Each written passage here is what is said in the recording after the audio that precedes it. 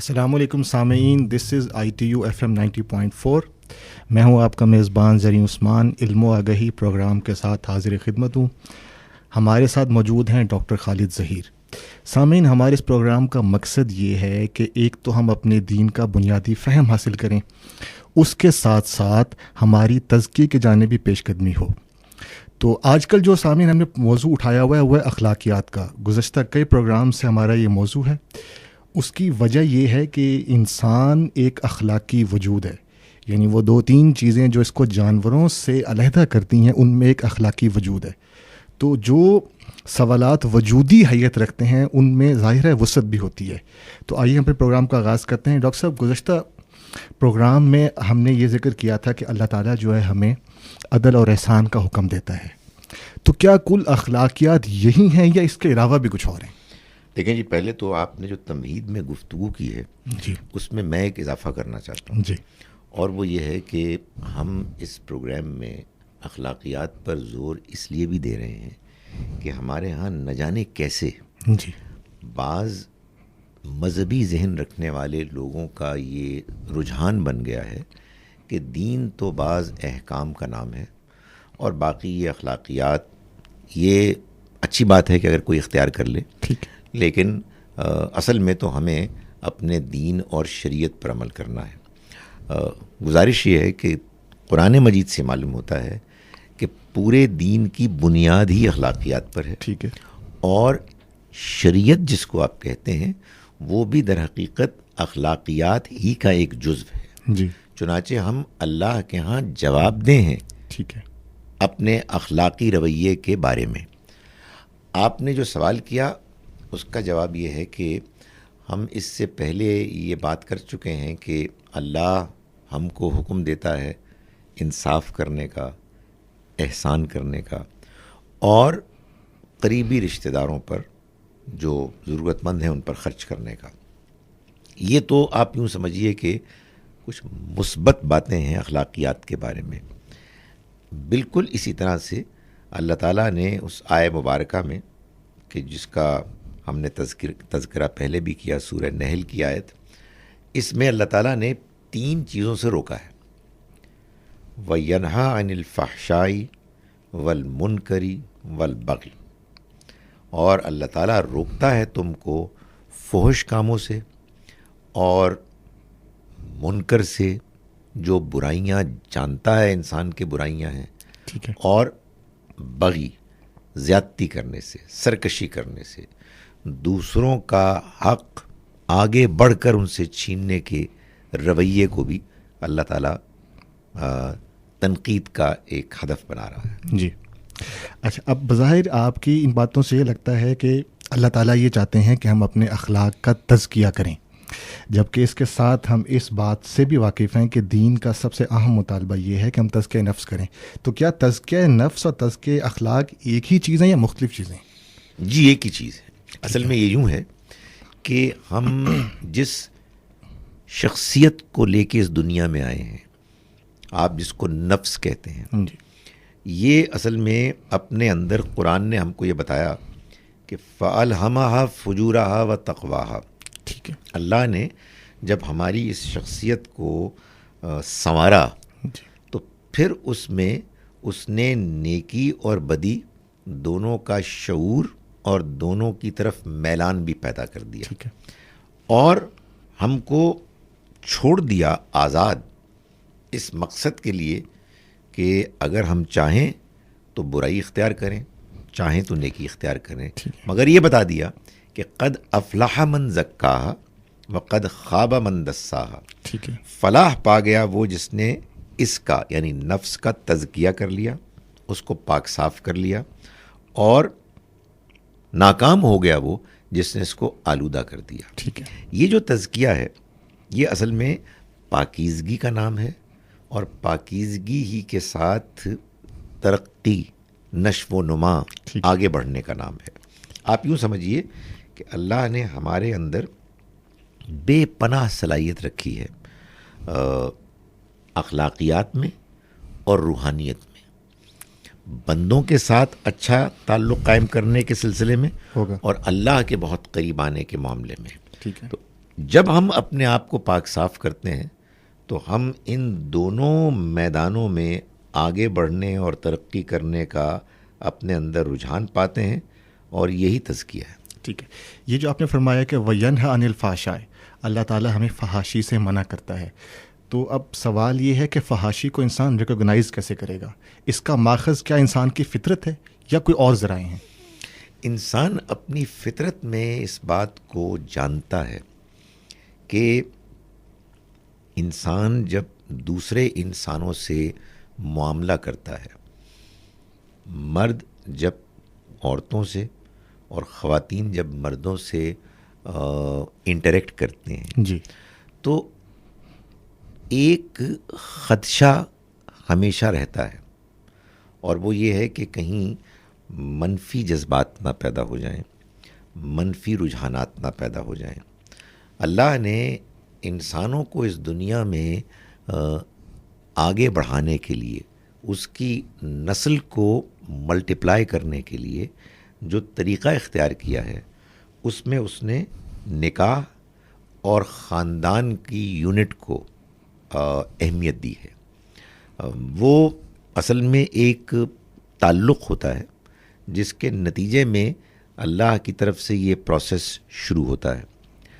آزمائش کی غرض سے اللہ تعالیٰ نے اس تعلق کے امکان کو دوسری جانب بھی، دوسری پاسبلٹیز میں بھی ممکن رکھا ہے، اور یہ بتا دیا ہم کو کہ جب انسان کے اندر کا یہ جذبہ کہ جو اگر مثبت طریقے سے خاندان کے نکاح کے اندر استعمال ہو تو اس میں خیر ہے، اس میں زندگی کی بقا ہے، زندگی کا بڑھنا ہے، یہی جب کہیں اور استعمال ہوگا، کسی اور طرف جھکاؤ دکھائے گا، تو یہی شر ہے، اسی میں خاندان کی بربادی ہے اور اخلاق کی آلودگی ہے۔ ٹھیک ہے، یہاں پہ وقت ہے سامعین ایک بریک کا، بریک کے بعد انشاءاللہ حاضر ہوتے ہیں۔ ویلکم بیک سامعین، دس از ITU FM 90.4، میں ہوں آپ کا میزبان زرین عثمان، پروگرام علم و آگہی کے ساتھ حاضر خدمت ہوں۔ ہم نے اسٹوڈیو میں دعوت دی ہے ڈاکٹر خالد ظہیر کو۔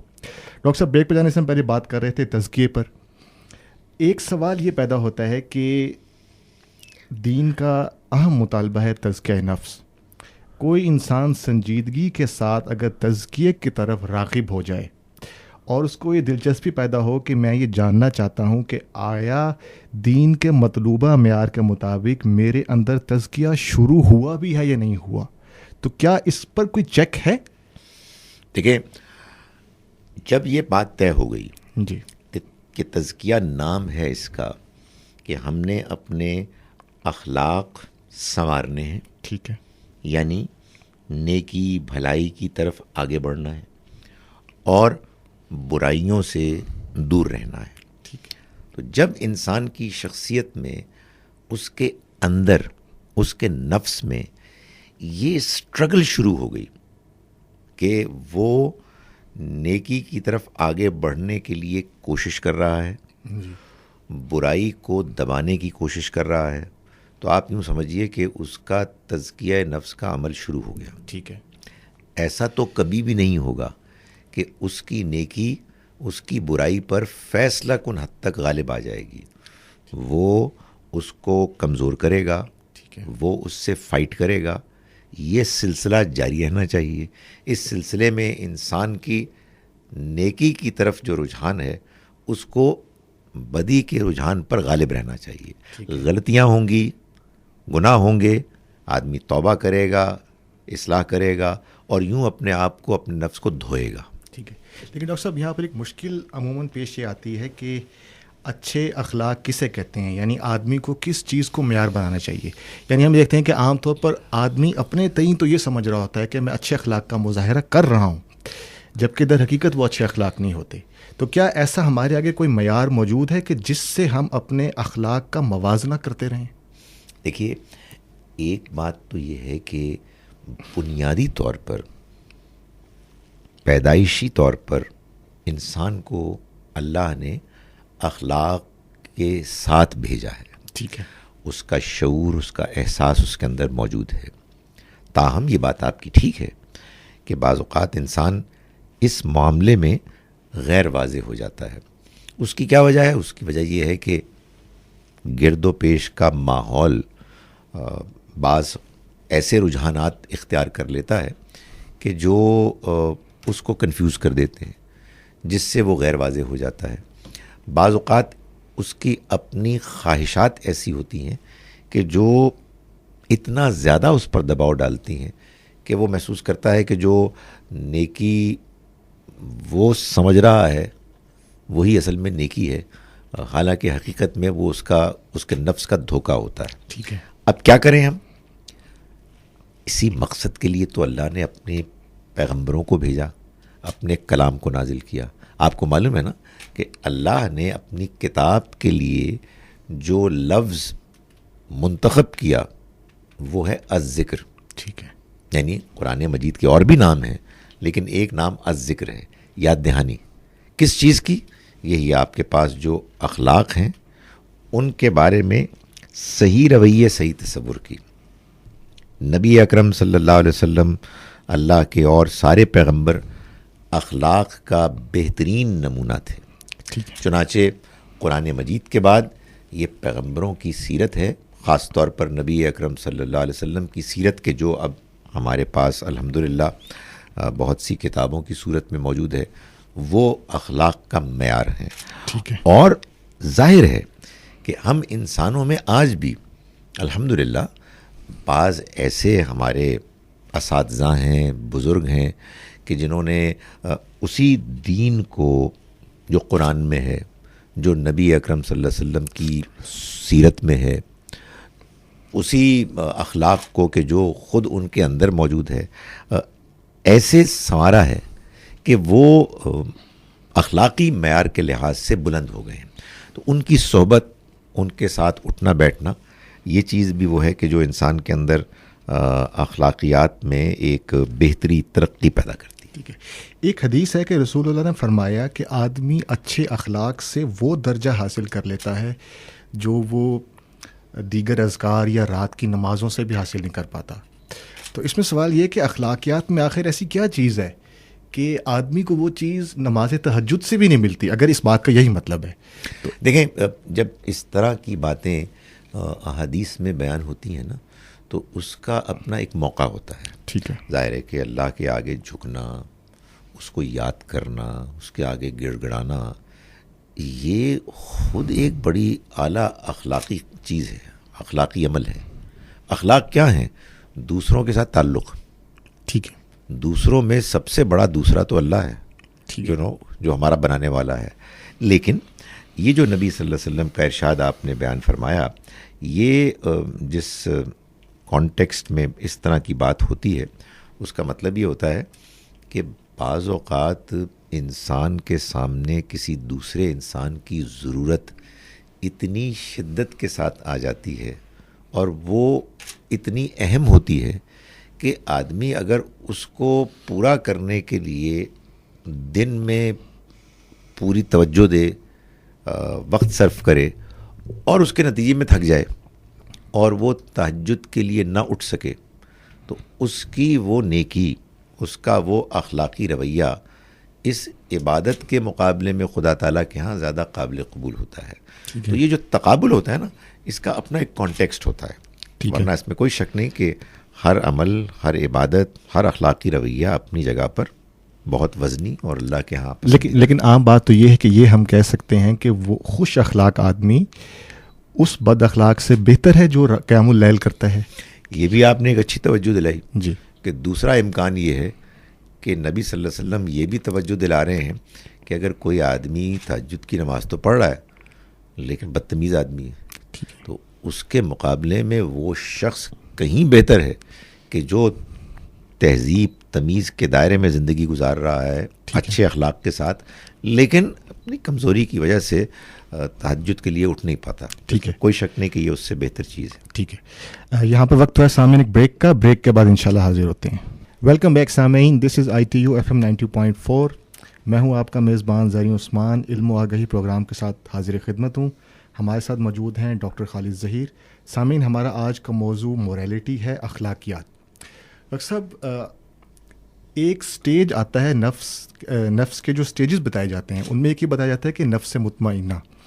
تو کیا جب انسان میں تزکیے کا عمل شروع ہو جائے اچھے اخلاق پیدا ہو جائیں، کیا نفس مطمئنہ ان اعمال کے صلے میں ملتا ہے؟ دیکھیے، میں اس کو جیسے سمجھتا ہوں، اس میں دو الگ الگ معاملات ہیں.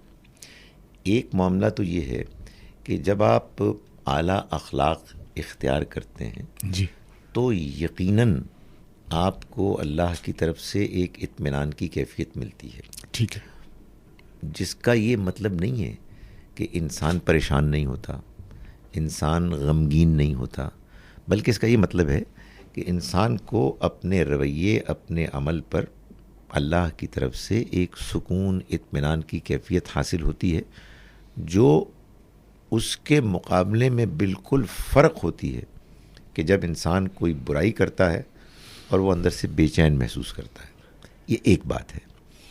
دوسری چیز وہ ہے کہ جس کی طرف آپ نے اشارہ کیا سورہ فجر کی آیت میں.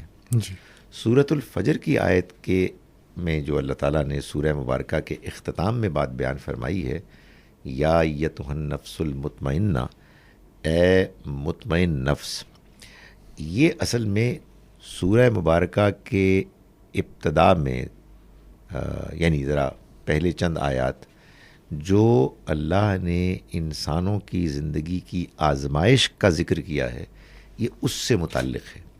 یعنی اللہ تعالیٰ کا ارشاد ہے کہ انسان کا عجیب معاملہ ہے کہ جب اس کا رب اس کو آزماتا ہے، اس کو نوازتا ہے، اسے دنیا میں ترقی دیتا ہے، تو وہ کہتا ہے کہ میرے رب نے میری عزت کرائی. جی، یعنی خوش ہوتا ہے، آپے سے باہر ہو جاتا ہے. جب اس کے برعکس اس کا رب اس کو آزماتا ہے اور اس کو تنگی میں مبتلا کرتا ہے، تو وہ کہتا ہے کہ میرے رب نے مجھے رسوا کر دیا. کلا، ہرگز نہیں. یعنی اللہ تعالیٰ یہ بتا رہے ہیں کہ تکلیف میں اور آسائش میں، آسانی میں، دونوں صورتوں میں انسان کو یہ سمجھنا چاہیے کہ یہ زندگی اللہ کی طرف سے ایک آزمائش اور امتحان ہے، اس کے سوا کچھ نہیں.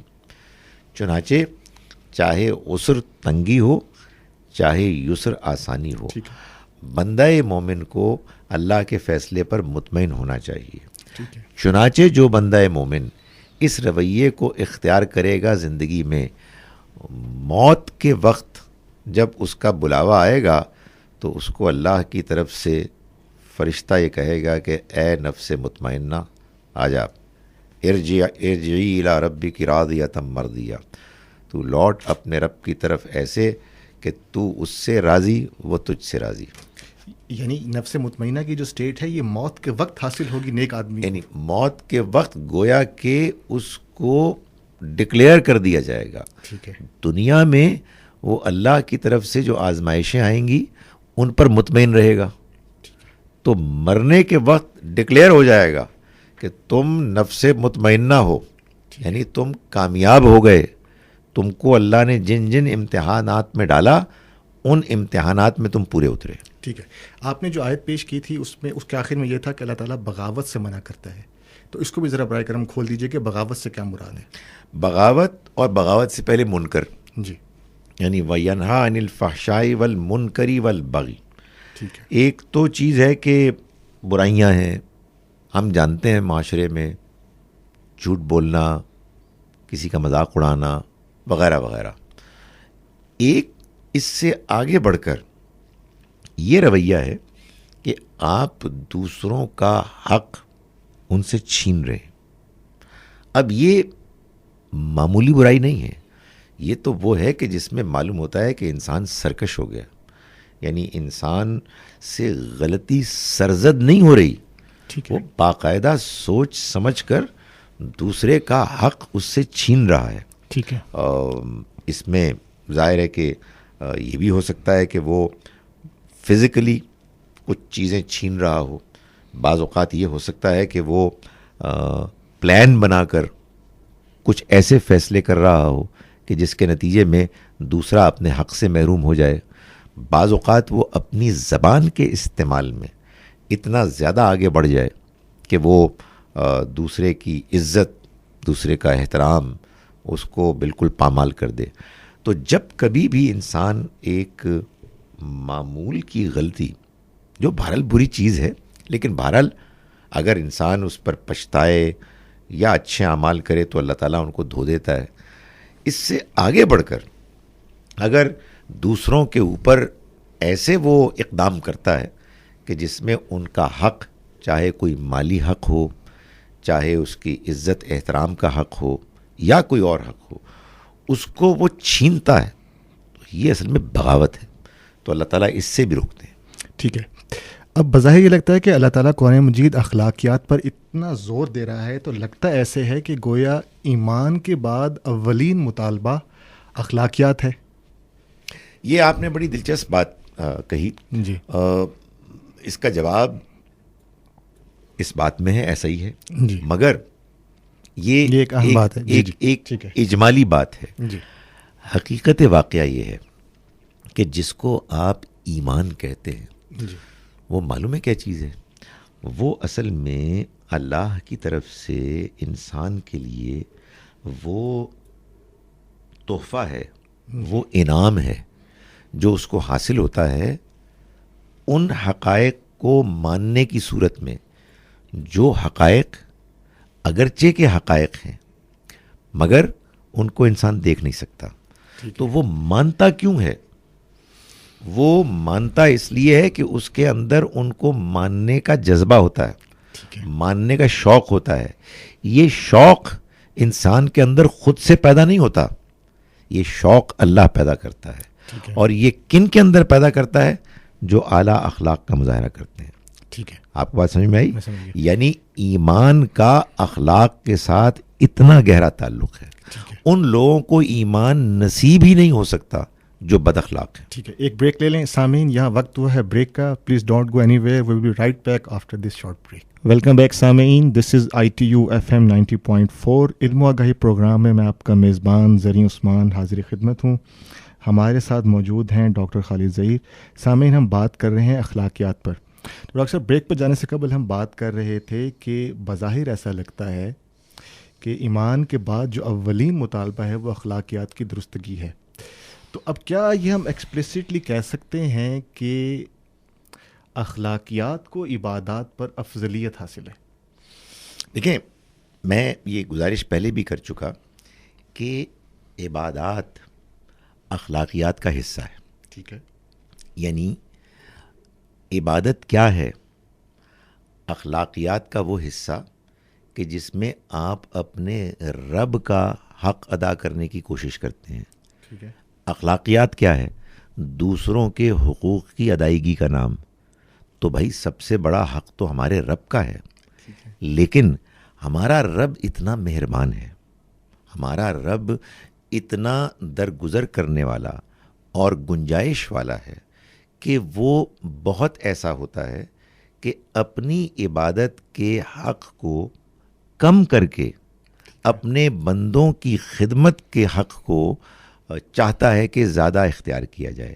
تو یوں دیکھا جائے تو آپ کی بات بالکل ٹھیک ہے کہ اللہ تعالیٰ اپنے بندوں سے یہ چاہتا ہے کہ اگر اس کے آس پاس رشتہ دار، پڑوسی اور لوگ بہت تکلیف میں ہیں اور بندہ یا اس کی عبادت کرے یا ان کی خدمت کرے، ٹھیک ہے، تو وہ اس پر راضی ہو جاتا ہے کہ وہ اس کی عبادت اتنی کریں جتنی لازم ہے. ٹھیک ہے. اور باقی وقت وہ ان پر صرف کریں. تو اس امبیلنس کو کہیں یا اس طرف جھکاؤ کو اللہ تعالیٰ قبول فرماتے ہیں. تو گویا اس بات کا مطلب پھر یہ ہے کہ جب ہم عبادات کر رہے ہوتے ہیں تو کیا دراصل ہم اللہ تعالیٰ کے ساتھ اپنا اخلاق نبھا رہے ہوتے ہیں؟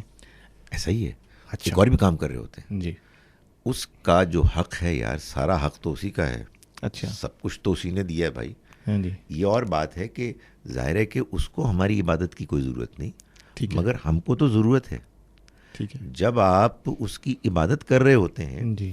تو اس کا ایک نتیجہ نکلتا ہے. وہ نتیجہ یہ نکلتا ہے کہ آپ کے ایمان اور آپ کے اخلاق میں اضافہ ہوتا ہے. ٹھیک ہے. اپنے رب کے سامنے جب جھکتے ہیں تو اس کا امکان نہیں ہوگا کہ آپ اس رب کے بندوں کے بارے میں اور حساس ہو جائیں.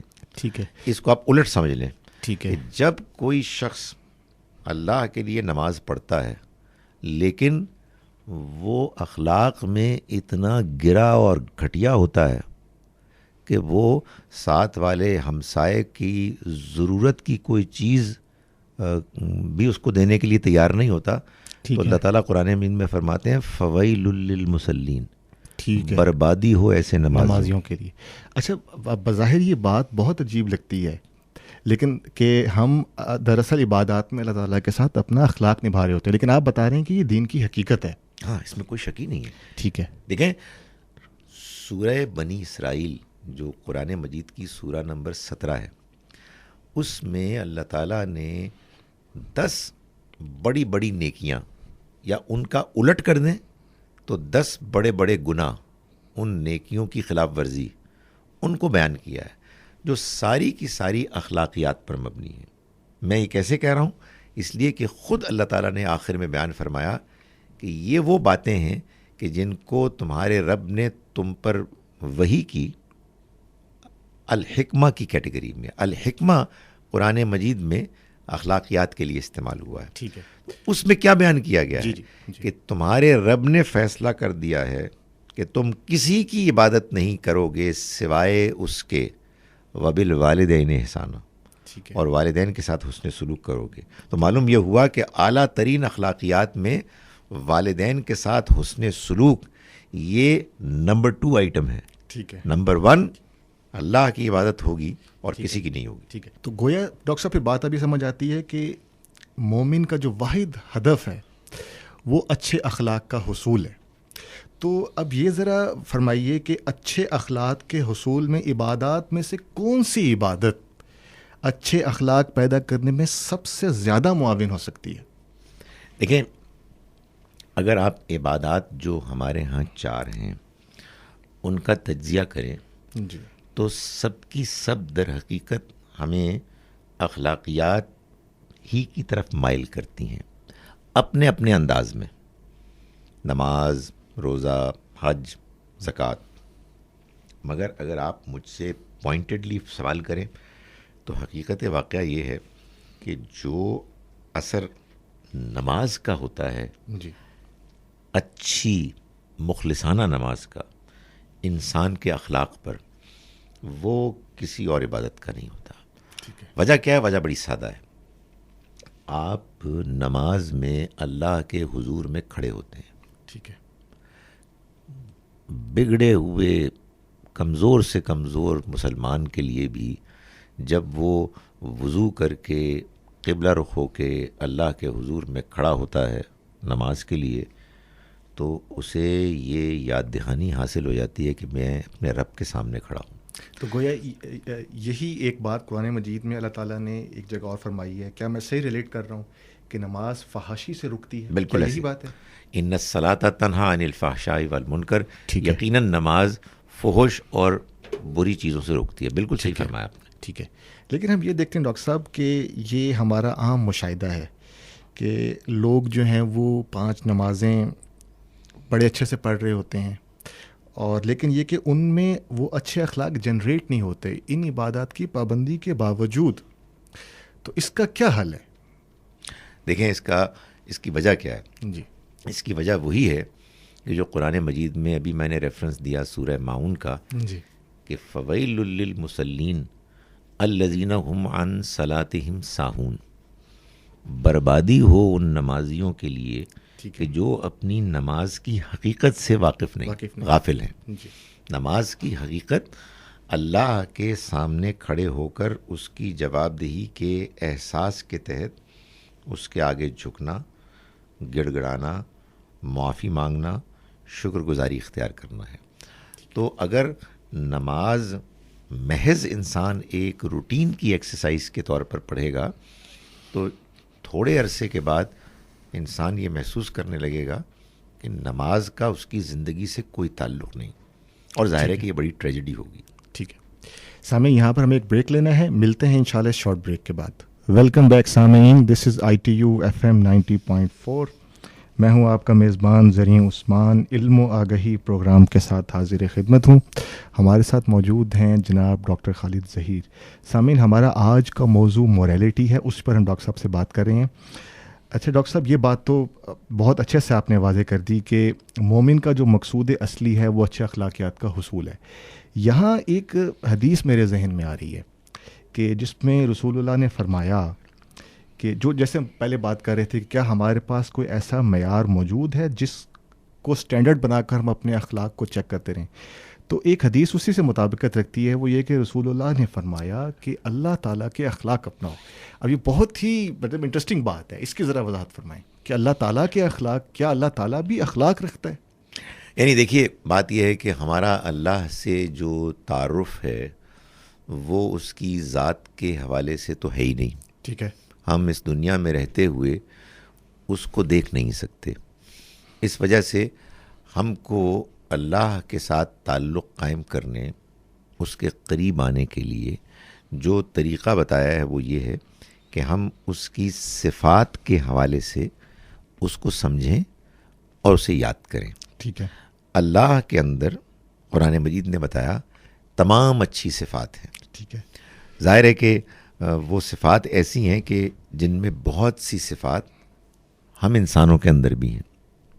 یہ اور بات ہے کہ ظاہر ہے کہ ہماری صفات اور اللہ کی صفات میں زمین آسمان کا فرق ہے۔ ٹھیک ہے، اللہ اپنی ہر صفت میں مکمل ہے، ہم اپنی ہر صفت میں نامکمل ہیں۔ ٹھیک ہے، لیکن بہرحال یہ ایک حقیقت ہے کہ اللہ تعالیٰ اگر مثال کے طور پر درگزر کرنے والے ہیں جی، تو وہ یہ چاہتا ہے کہ ہم بھی درگزر کرنے والے ہوں۔ ٹھیک ہے، بلکہ قرآن مجید میں یہ بات بیان کی گئی ہے ٹھیک ہے، کہ کیا تم یہ نہیں چاہو گے کہ اللہ تمہیں معاف کرے، تو پھر تم بھی بندوں کو معاف کرو۔ ٹھیک ہے، تو اصل میں یہ بات ہے کہ جو بیان کی گئی ہے ٹھیک ہے، کہ بعض اللہ تعالیٰ کی صفات ایسی ہیں کہ جن صفات پر اگر ہم غور کریں ٹھیک ہے، تو ہم یہ محسوس کریں گے کہ اس کا کچھ عکس ہمارے اندر بھی موجود ہے، اور ہمیں اس کے لحاظ سے اپنے رویے کو ٹھیک کرنا چاہیے۔ ٹھیک ہے۔ اگر ہم نے ڈاکٹر صاحب اللہ تعالیٰ کو اپنے اخلاق کا سٹینڈرڈ بنانا ہے، تو آپ نے جیسے فرمایا کہ اللہ تعالیٰ کی صفات ہیں، تو اس کی بھی آگے دو کیٹیگریز ہیں، ایک صفات جمال ہیں اور ایک صفات جلال۔ تو کیا آدمی کو اللہ تعالیٰ کی صفات جمال ہی سے لینی ہیں یا صفات جلال سے بھی اس کو کوئی تعلق ہو سکتا ہے؟ دیکھیں، ہم کو اللہ کے پسند اور ناپسند، اس کے لیے جو طریقہ اور معیار بتایا گیا ہے وہ اس کا دین ہے۔ یہ جو آپ بات بیان فرما رہے ہیں جی، یہ اس دین کے پیچھے آپ کہیے اس کا فلسفہ ہے، اس کی روح ہے۔ ہمارے لیے تو جیسا کہ میں نے گزارش کی، بہترین طریقہ یہ ہے کہ اللہ نے قرآن مجید میں بندہ مومن کے جو اوصاف انداز بیان کیے ہیں کئی مقامات پر، ان کو پڑھ کر اپنے اندر ان کو پیدا کرنے کی کوشش کریں، یا پھر نبی اکرم صلی اللہ علیہ وسلم کے جو انسانوں میں اعلیٰ اخلاق کا بہترین نمونہ ہے ان اوصاف کو ہم دیکھیں۔ ظاہر ہے حضور نے جس طرح سے کہ اللہ کی منشا کو پورا کیا وہی ہمارے لیے آئیڈیل ہے، جس کو قرآن کہتا ہے کہ لقد کان لکم فی رسول اللہ اسوۃ حسنہ۔ ٹھیک ہے، تمہارے لیے اے مسلمانوں اللہ کے رسول میں بہترین نمونہ، بہترین اسوہ ہے۔ ہم کو ظاہر ہے کہ اللہ کے جلال، اس کی طرف سے بندوں کے بارے میں ناراضی اور ان کی پکڑ کے معاملے میں جو اس کے فیصلے ہیں، ہم ان کو اس لیے اختیار نہیں کر سکتے کہ ہماری کوئی حیثیت ہی نہیں ہے۔ ٹھیک ہے، ہم کیسے یہ طے کریں گے کہ کوئی شخص غضب، غصے کا مستحق ہے؟ تو ہم تو انہی صفات کی طرف اپنے آپ کو مائل رکھیں گے کہ جس میں نرمی ہے، درگزر ہے، حکمت ہے، لوگوں کے لیے بھلائی کا ارادہ ہے، فیصلہ ہے۔ جو چیزیں سختی والی ہیں وہ ظاہر ہے کہ ہمارے بس میں ہی نہیں ہیں۔ ٹھیک ہے۔ ٹھیک ہے. تو ڈاکٹر صاحب یہ جو آیت آپ نے پیش کی ہے، اگر یہ آیت اخلاقیات کے ضمن میں ہماری گائیڈ ہیں تو اس میں تو انسانی جان کی حرمت کا ذکر نہیں ہوا، یا وہ بھی اس میں کہیں آ جاتی ہے؟ اس پر ذرا روشنی ڈال دیجیے. آپ بات کر رہے ہیں دو آیات کی. جی. ایک تو ہم نے بات کی ان اللہ یأمر بالعدل، اور دوسری پھر سورہ بنی اسرائیل والی آیت ہے. سورہ بنی اسرائیل والی جو آیات ہیں 22 سے لے کے 39 تک، جی. اس میں تو باقاعدہ انسانی جان کی حرمت کا ذکر کیا گیا ہے. ٹھیک ہے. یعنی ایک یہ کہ ولا تقتلوا اولادکم خشیۃ املاق، اور آگے جا کے ولا تقتلوا النفس التی حرم اللہ الا بالحق. تو انسانی جان کی حرمت کا بیان اس مقام پر میں تو بالکل واضح ہے. جو اس سے پہلے والی آیت ہے اس میں جو بغی ہے، بغی، ٹھیک ہے. اس میں ظاہر قتل ایک نمایاں سرکشی ہے. ٹھیک ہے. ایک انسان دوسرے انسان کی مخالفت میں اتنا آگے بڑھ جائے کہ وہ اس کی جان لینے کے لیے بھی تیار ہو جائے. ٹھیک ہے. اچھا ڈاکٹر صاحب، یہاں پر ایک دلچسپ سوال پیدا ہوتا ہے کہ جان لینے کو دین میں حرام قرار دیا گیا ہے، تو ایک سوال اب یہاں پر یہ پیدا ہوتا ہے کہ ہم گوشت حاصل کرنے کے لیے جانوروں کی بھی تو جان لیتے ہیں، تو کیا یہ غیر اخلاقی بات نہیں کہ ہم کسی کی زندگی ختم کر رہے ہیں اپنی غذا کے لیے؟ اس کا مذہب کیا ریشنل دیتا ہے؟ نہیں، گزارش یہ ہے کہ اللہ کا دین ہے نا کہ جو ہم کو رہنمائی کرنے کے لیے آیا ہے. جی. رہنمائی اس بات کی بھی کہ کیا چیزیں ہیں کہ جو اللہ کے ہاں مطلوب اخلاقیات ہیں، اور وہ کیا معاملات ہیں جی. کہ جو اخلاقیات کے ضمن میں ویسے نہیں آتے جیسے بعض لوگوں کا خیال ہوتا ہے. جی. دین نے اس طرح کے کنفیوزنگ معاملات میں رہنمائی کی ہے.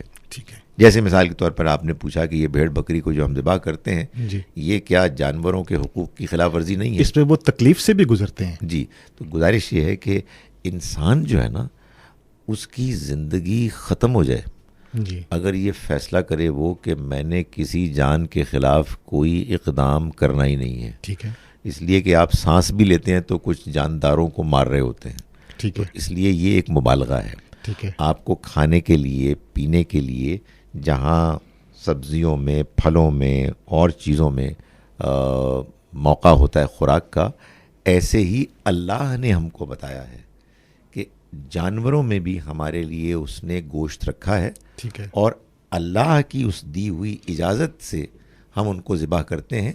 ویسے ہم کسی جاندار کو نہیں مار سکتے. چنانچہ جب ہم اللہ کا نام لے کر تکبیر پڑھتے ہیں کسی جانور کے ذبح کرنے پر، تو اصل میں ہم اللہ کی اس اجازت کا ذکر کرتے ہیں.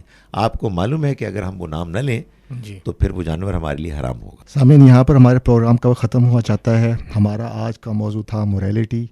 اللہ تعالیٰ سے دعا ہے کہ وہ ہمیں اچھے اخلاقیات اپنانے کی توفیق عطا فرمائے، اور ہمارا جو نفوس کا جو تزکیہ جو ہمارا مقصود ہے اس کی جانب ہماری پیش قدمی شروع ہو جائے.